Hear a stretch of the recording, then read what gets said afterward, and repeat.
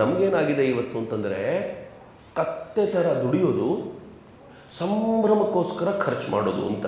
ನನಗೆ ಯಾವಾಗಲೂ ಈ ಪ್ರಶ್ನೆ ಕಾಡ್ತಾ ಇರುತ್ತೆ.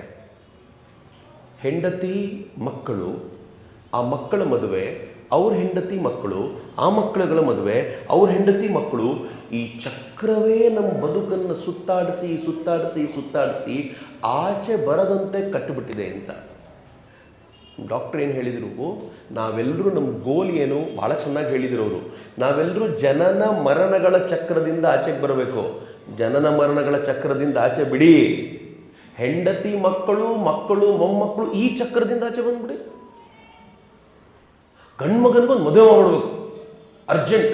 ಯಾಕೆ ಅಂದರೆ ಒಂದು ಮಗ ಬೇಕು, ಮುಂದೆ ಹೋಗಬೇಕು, ಆ ಪೀಳಿಗೆ ಮುಂದುವರಿಬೇಕು ಅಂತ. ಪೀಳಿಗೆ ಮುಂದುವರಿಯೋದಲ್ಲ, ಇವರಿಗೆ ಅದನ್ನು ಅನುಭವಿಸಿ ಅನುಭವಿಸಿ ಅದರಲ್ಲೇ ಮುಳುಗಿದ್ದು ಮುಳುಗಿದ್ದು ರೂಢಿಯಾಗಿಬಿಟ್ಟಿದೆ.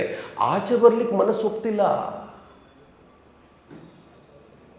ನಾನು ಭಾಳ ಜನರಿಗೆ ಯಾವಾಗಲಾದರೂ ಅಂದ್ಕೊಳ್ತಿರ್ತೀನಿ, ಹೆಣ್ಣು ಸಿಗಲಿಲ್ಲ ಅಂತ ಕಣ್ಣೀರು ಹಾಕ್ಬೇಡ ಕಣೋ, ಪುಣ್ಯ ನಿಂದು, ಬಚಾವಾಗ್ಬಿಟ್ಟೆ ನೀವು, ಹೋಗು ಅಂತ. ಮಗು ಆಗಲಿಲ್ಲ ಅಂತ ಬೇಜಾರು ಮಾಡ್ಕೋಬೇಡ, ಪುಣ್ಯ ನಿಂದು, ಯಾವುದೋ ಒಂದು ಚಕ್ರಕ್ಕೆ ಮತ್ತೆ ಸಿಕ್ಕಿಕೊಳ್ಳೋದಿತ್ತಲ್ಲ, ಬಚಾವಾಗ್ಬಿಟ್ಟೆ, ಹೋಗು ಆರಾಮಾಗಿ.